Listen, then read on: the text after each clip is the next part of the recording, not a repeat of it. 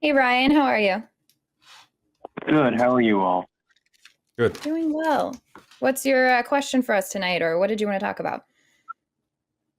Well, I guess I wanted to give my argument for the existence of a God. And first, I'd like to say thanks for having me on the show. I've watched it a few times, and it's kind of helped me weave through dealing with different issues. And I kind of grew up Southern Baptist, so I kind of more so leaving the faith, but I still lean towards theism because I have a Okay.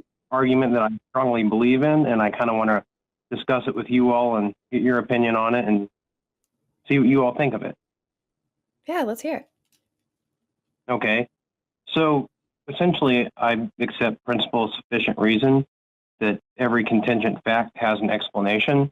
So contingent facts are facts that can't explain themselves and require an explanation. And from my understanding, this kind of maps our reality and what we deal with on a daily basis. So it's a sort of pragmatic approach to explaining what I observe.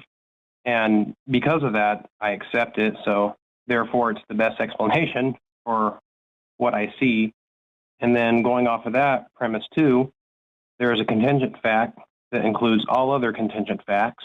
So basically, it's just stating the world exists, and it's a collection of contingent facts. And because it's a collection of contingent facts, it is also contingent. And I mean, I've discussed it with others, and they say it's a fallacy of composition, but I don't believe it's a fallacy of composition because it is defined by the contingent facts that it contains. You want me to keep going, or you all want to input on that? I'm drifting here. I'm trying to understand what pertinent facts brought you to theism. I grew up Southern Baptist and kind of just what I believed in as a child. And then as I went to school and became educated, I started to look at different perspectives on things and ended up actually watching one of Forrest Valkray's videos on evolution. So I'm trying to decide what path to take with my theism. Okay. Well, let me jump in very quickly, Ryan. I don't mean to interrupt the flow of what you're saying, Okay. but I would like to reframe that where you're not deciding your path toward this or that.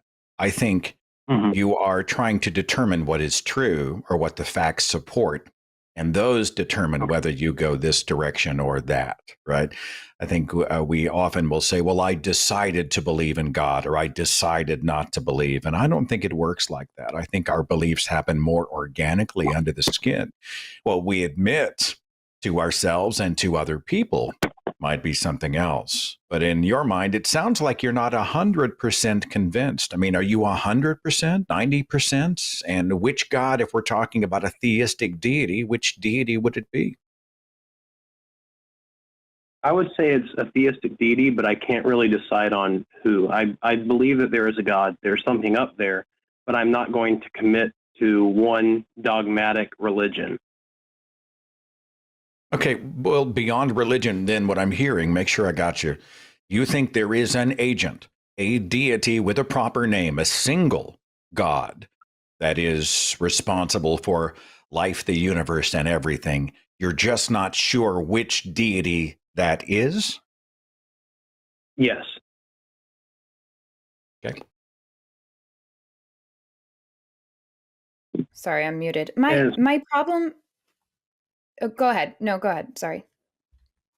I was going to say that it's mostly because of this argument that I spoke to someone who studied theology back in college, and we got in a few arguments over it. And I never could find a way to, I guess, disprove the argument. And I essentially accepted it as the best explanation for the start of existence. That's where I'm coming from. Yeah, my problem with your argument as far as contingent facts and all of that is that's already a presupposition, and there's a reason why this isn't uh, why this is still discussed over and over again, why it's not just like, oh, yep, that's proof of a God. Because there's so many things that we would have to agree on ahead of time to continue with the argument. Okay. And so that's my problem. And I'm not versed enough in philosophy to even begin to properly address all of the presuppositions, but you have to make a lot of presuppositions to move forward with that argument.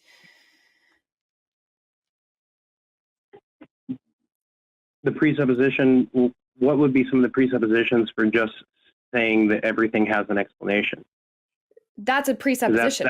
Is to say that everything has to have an explanation is a massive presupposition. But because could I not? we can have brute facts. We can have facts that just are because they are, that don't have to have an explanation. So that's the problem with that argument. And I think have you talked to Jimmy yet? Because he might be a really fun one for you to call back with this specific argument. No, this is my first time ever being on a podcast. Okay, I got you. Thanks. You're doing great. I think to myself, what leads you to a he, she, I don't know, it deity, a specific agent? How do you get there? You know, it has to be I go by, I'm a Trekkie, so I'm thinking the God thing, which is one of the original scripts for Star Trek: The Motion Picture. But I mean, how do you get to one deity, whatever it is? Well, would you be willing to grant, just so I can go through the conversation, the principle of sufficient reason, just for now?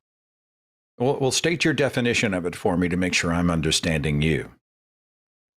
Every contingent fact has an explanation. So like a computer, it's contingent upon the fact that it was put together in a factory, it was manufactured, you know, that everything has an explanation, a cause.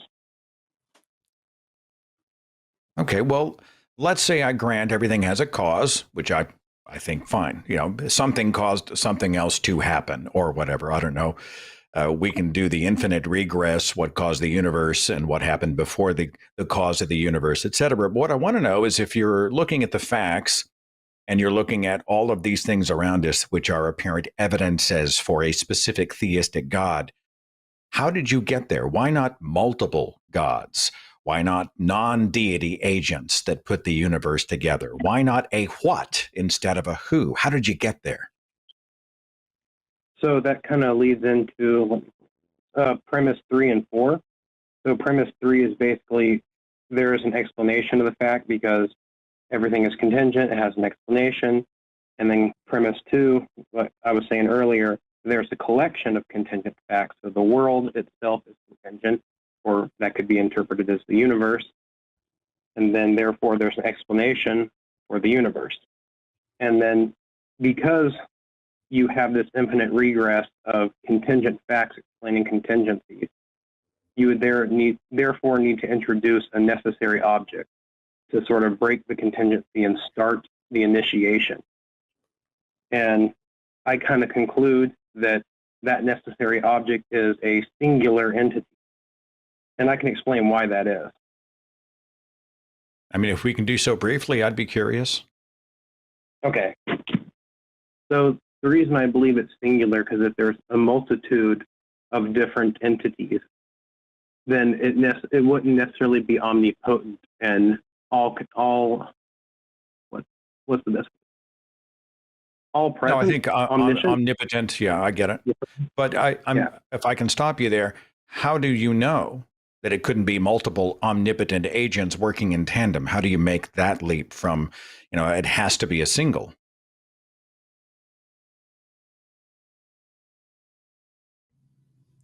Because if there are multiple, then there would be a power imbalance, and they would not be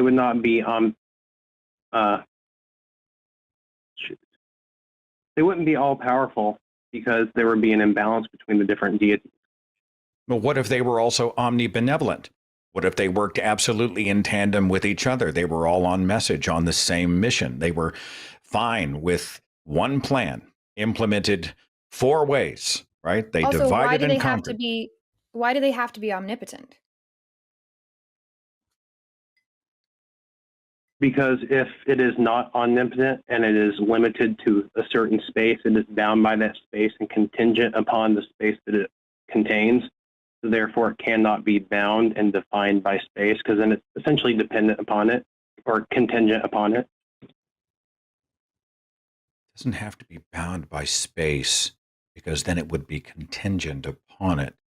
So you're saying we're talking about a deity that exists beyond rules, which means it could not be measured. But the fact that we do have things that are measurable proves the existence of a deity that operates beyond the physical world.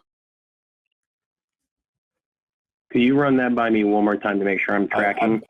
I think what I'm trying to say is, what I'm hearing is, you and I are bound by the laws of physics, but the fact that we are locked in that particular model, and that model has been set in place the way that it has been, proves that there is an agent, a single agent, an omnipotent agent beyond that model that doesn't have to operate by the laws of physics. Am I tracking? Yes. Well, there's it's simply because. No, go ahead, brother. Go ahead. I was just going to say that it's simply because it's a necessary being, and by definition it is like supernatural, because there has to be a supernatural, and I'm defining supernatural as something that doesn't fit in our laws and our understanding, because it has to be outside of that to be the source of contingency while also being self-explaining, which is the definition for necessary. Eve, forgive me if I have one more quick question, and then I'm going to just pinball back to whatever you've got. No, please. What I'm still hearing is really more of a deistic position. We can't put a face or a name on it, but it is some agent out there that kicked the machine into motion, right? I don't know if this is a variation on first cause, the watchmaker, whatever, the prime mover. But let's say that there was a specific deity that started it all and set the rules the way they are. If that deity is so invisible, undetectable, unmeasurable, uninvolved in our lives, why would it really matter to you and me? I guess more so just for the fact of matter of knowing the truth. Like, I mean, I don't see any real evidence of it interacting. I mean, prayer doesn't work. I don't know how many times I've prayed and never got a response, but it's more so just the fact of the matter, that whether it's true or not. Does it change anything for you if that particular God that basically has, as you've said, no impact on anything in your life, what does it change for you to know, if that were to be true, for you to know that or not? That would be like knowing if a giant rubber ducky exists like 3 galaxies away that you'll never see, never, like, what would be the point of, what does that help you to know for a God like that to exist? Well, I guess really nothing other than just the satisfaction of knowing whether there is or is not. Yeah, I can't follow that. So here's my main issue, like back to your original argument, which to me just sounds like the Kalam argument. The problem is it requires the main presupposition that I really can't get behind is that it requires that the universe must have a start, and therefore it must have a starter. And the problem is then you have to have a lot of special pleading for that starter to exist. So now we're saying that this doesn't apply to the starter of this thing that needs to be started. So the special pleading is where you lose me, and also the presupposition. And that's why the Kalam argument falls apart, in my opinion, really, really, really quickly. I think it's cool to entertain and keep having this conversation, because we got to another cool part, which is like this more deistic God. And as Seth pointed out, not what does that do for you, I mean, I dig the fact, Ryan, that you're honest enough to say some pretty hard things out loud. I mean, what would be in some places be considered pretty unpopular. And we don't see really the intervention. Things are kind of jacked up. We don't see answered prayer. I mean, I'm kind of sketchy. I'm kind of dubious about a whole lot of the claims that religions are making. I mean, that's a pretty good place to be because it's obvious you have engaged real critical thought and you're thinking thoughtfully about all of these issues. And so I think a lot of the rest of it becomes rather esoteric. We get into, is there a being that is beyond space time that doesn't have to operate by physical laws, but at the same time is constrained by requirements? I mean, you and I could probably have coffee and another coffee and another coffee and talk about that. But the most important part for me is that you are not constrained by any sort of high control dogma. You're not locked into a religious box. You are, you're really asking questions and you're not afraid to challenge when something that religion claims works doesn't work. And I think that's the headline. You're living on your terms and you're thinking for yourself. And I find that impressive. For what it's worth, I find it impressive. I appreciate it, but where I live in the Bible Belt, I try not to bring up my personal feelings and share with family members. Sometimes I feel like I crawl back and forth in the prone position, Ryan. Literally just look up occasionally for crossfire and try to get to wherever I'm going. But I don't know, that's all I've got. I'll hand it back to Eve. But I just thanks for your transparency about the fact that you are dissatisfied with the dogmatic claims of high control religion. And now you're looking more into the big picture. And I think, hey, keep looking. And if you find something out, I want to know. Okay. Yeah. All yeah. right. I agree with everything that Seth just said. And I think it would be worth you calling back when maybe somebody like Jimmy, because Jimmy will, rapid fire at your argument in ways that I cannot do. But yeah, that's my main issue is that it sounds like the kalam and the precepts are just way too much for me. So I would go look into that more. But I really appreciate you calling and I appreciate the conversation. And like Seth said, deeply appreciate your intellectual honesty here. Well, I appreciate you all having me. And I'd just like to leave with one thing, that the precept is kind of like a trend line for me when you're trying to map a regression line, off of your data points. You're trying to find the best explanation that fits with the most accurate modeling. So that's why I kind of accept that presupposition, because it isn't an absolute, but it's more so just a attempt to approximate. Yeah, I understand that. It's just for me, I can't give into that precept.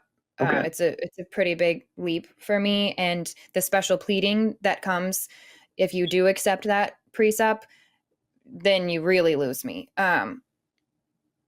So yeah, but I really do appreciate the call and the conversation, and you're welcome to call back anytime. And on Tuesday nights, I'm always looking for more theist callers too. So if you want to call back with more thoughts on this topic, would love to hear it. All right, appreciate it. I'll review the video and back time. Thank you so good. much. Thanks so much, Ryan. Have a great evening. Yep. I mean, I don't want to get pedantic, but I hear really more deism there than I ever heard any theism. By the way, if you call Jimmy, he's much less emotional than I am. So you're probably in better hands, Ryan. Just saying. Oh man, that's still so funny. He said your tone of voice sounded angry, and I think it's probably ever heard you sound angry. I think it's that I lace. It's funny, Eve. I do throw a little bit of a lace of sarcasm on my reframing of Bible stories, right? And some of it is a liberation exercise, because these are the things that used to control me.